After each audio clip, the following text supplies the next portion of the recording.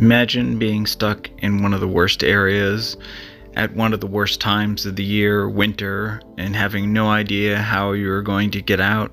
This story takes us to northern Montana in the mid-80s. There are several different people and couples involved in this story, which I'll get into. For reasons of safety and privacy, they have asked me to keep their names anonymous, so I'll be using pseudonyms for all of them. The first was a woman by the name of Sherry. She was hitchhiking along a road trying to get into an area where she would possibly be able to camp. She was thrilled when she met up with this other couple that was very nice. They were having this camp on the water.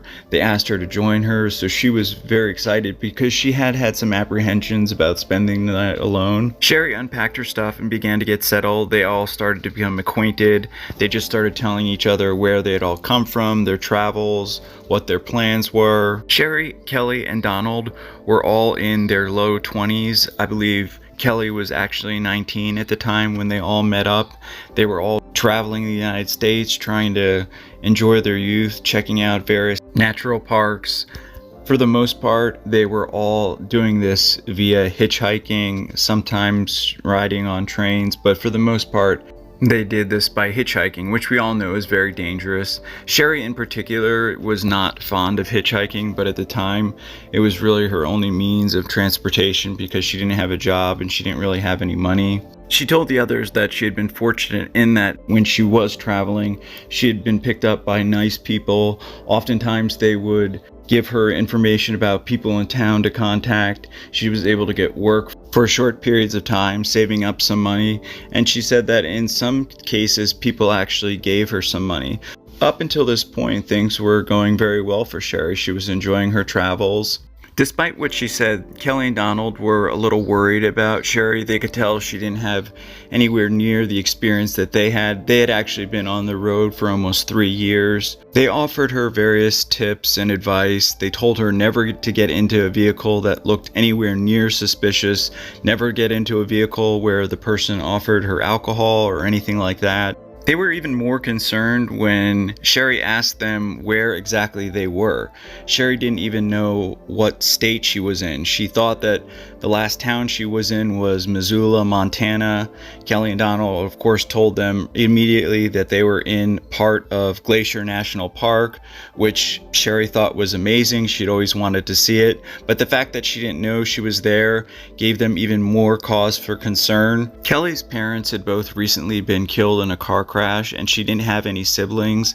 This is what spurred her cross-country adventure and wanting to just get out of the norm. But unfortunately, nobody really knew where she was or what she was doing. That, of course, except for the people that she met along the way. But even so, people often would not give their real names for safety issues. So Don and Kelly were obviously very concerned. They wanted her to come with them, but she said no, it was okay. She had her own travel plans. She later recounted that this was the biggest mistake of her life.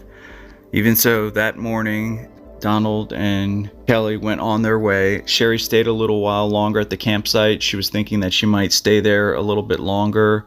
She wasn't really sure. She didn't have an exact plan.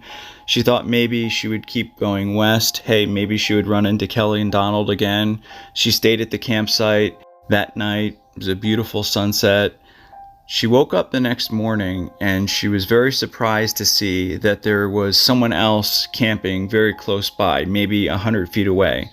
However, she remembered going to bed sometime around midnight and this person hadn't been there. She was a little concerned, but she had become accustomed to obviously running into strangers, meeting new people. So after the sun rose, she eventually met up with him down by the water. He introduced himself as Paul. He seemed like a very nice guy.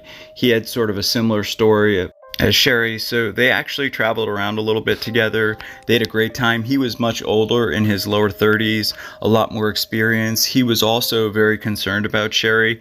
He tried to get her to settle down into town, take his phone number, give her various advice on camping, how to find fresh water, things of this nature. She was, of course, very appreciative, but once again, she said that she'd just much rather go on by herself. She later recounted that this was the second biggest mistake of her life. One thing that all these people told her was that it was much safer to stick around groups of people like a couple or a man and a woman. With a tragic sense of irony, this was what actually ended up causing her the worst nightmare of her life. Sherry traveled around by herself for a little bit while longer. She made it a couple hundred miles more to the west. Things were going well for her, but at this point she said that she had run out of money. She was somewhere that she didn't know, and she met this young couple that she felt was maybe in their mid-20s. She said they seemed nice, except for the man, who called himself David. Something about him just felt off. She didn't quite feel comfortable. The young lady seemed very friendly, and since they were together, that put her mind at ease. She eventually traveled in their van with them all the way across to the west coast of Washington State. She was having a good time. They had stopped in various places, camped, talked. She said that they were both nice. She kind of got over her fears of the man, except for one night she reported that they had been drinking and she felt like he was coming on to her. But then his girlfriend, who said her name was Tracy, she sort of said, hey, stop it, stop being a jerk, whatever. This next part for Sherry is a little foggy. She isn't sure whether they were camped near Taholah or Ocean Shores, Washington. She said that she was never very good at where she was staying. This time she was, because she remembered seeing signs. The couple went off for a walk at sunset. She stayed at the camp near the fire. She recounts it being an absolutely gorgeous night where she can see the entire Milky Way. Nothing could have prepared her for what was about to happen. The couple returned right before she had fallen asleep, and they said, would you like an ice-pick catfish? She said, what the heck is that? And they said, oh, it's just a wonderful drink. It's like iced tea and vodka. To digress a little here, I'd never heard of that myself. Apparently it's some drink founded in the 1800s that sort of tastes like iced tea. I don't know. All she remembers is that the next thing she knew, she was having these dreams of the first couple that she had run into, that very sweet couple that had given her such wonderful advice. She recounts having these vivid, almost lucid dreams of several of her past encounters. She remembered the first time that she was getting the ride back in Montana. She said that she wasn't really sure if she was awake or dreaming. It was unclear, but then suddenly it became very clear when she felt like bumps in the road. The first thing that she noticed was that one of her hands was tied very tightly to the door handle. She slowly began to open her eyes, and she had absolutely no idea what was going on. She couldn't muster up any words. She was able to look out the window, and the first thing that she noticed was that the speed limits were in kilometers, not miles per hour. This sent shockwaves of terror throughout her body because she realized that she was in Canada. She had no idea what was going on. She looked up and she saw the couple that she had been traveling with, and they were just chatting in the front seat, sort of laughing, talking like nothing had happened. She was just totally clueless and terrified. She felt so groggy. She knew that she had obviously been drugged. It was starting to get dark. She finally was able to muster up the courage to say, hey guys, what's going on? Why am I tied to this car? She figured at this point her best option was to play it cool. Plus she was still so groggy. She wanted to pretend like they were still friends. But she did at this point notice that the man had a gun. All those feelings that she first remembered when they first met came rushing back. She tried to remain calm, thinking about better times that she had, thinking back to the past nice things.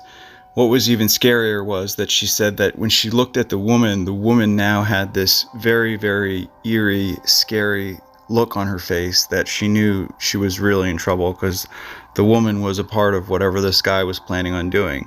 The guy just looked back and said, oh, don't worry about it. We just need your help to pay off some of the stuff that we paid for along the way. She said, I'm sorry, I didn't realize I owed you anything, but why did you have to tie me up? At that moment, the last thing she remembers is the van coming to a stop, the girl opening the door, her pleading with her, saying, fine, I'll do whatever you want. That was it. She blacked out. The next thing she remembers is waking up in some forest. She remembers it being a full moon. She knew she had been assaulted. I can't go into details here. The couple was setting up a camp, and they said, "Don't worry, we're just taking you home. You're going to work on our farm for a little bit, and then we'll let you go." She thought of running, but she had no idea where she was. They were in the middle of the woods. The man literally stayed awake all night with his gun. She began to realize that this was probably not the first time they had done this, which just shred more fear throughout her body. They eventually got back into the van, tied her to the door, and went on their way. The more they drove, the more Sherry began to realize that this was it for her. Nobody knew where she was. Nobody even knew her full name. It was like she just was starting to give up. And I can only imagine the fear that was going through her mind and body. Then all of a sudden, she felt like what she described as a car accident. But she saw that there was no other car, so she felt like they must have hit a downed tree, or maybe a large pothole. The couple started arguing in a foreign language, which she was very surprised by. Just as they were starting to get out of the car, they noticed a semi-tractor trailer starting to pull over. So the woman reached back, cut her free, told her that to tell them, no matter what, you just tell them your first name, say that you're a hitchhiker, we picked you up, and that's it. Sherry could tell that the couple was completely startled and scared by this. She looked over and noticed that the driver's side passenger door was open, so she knew this was her only attempt. She reached over, opened the door, and just ran for her life into this huge field where she figured there was no way that they were going to find her and that they have to deal with this truck driver, which she was correct.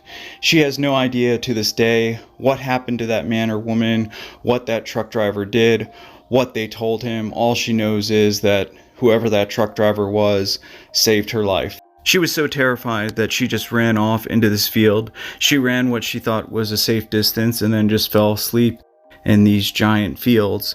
The next morning when she woke up, thankfully, she was blessed with getting in touch with this elderly family that helped her, I can't disclose details, but get back into the United States. She eventually became a social worker, has worked very many search and rescue efforts.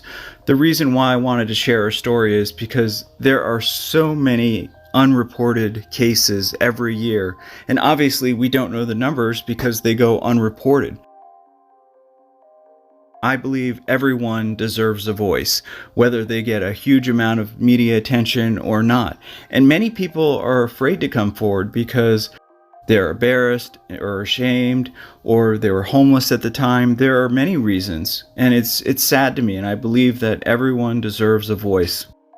I want to dedicate this video to Sherry and everyone that's gone missing and that hasn't had a voice, and people that are still out there that are missing. I just pray, and my thoughts are with you and your families, and just hopefully you will be able to return home safe. I'll have more information in the description if you have a loved one or friend or family member that you do believe is missing, people that you can contact. I want to thank everybody for watching, as always.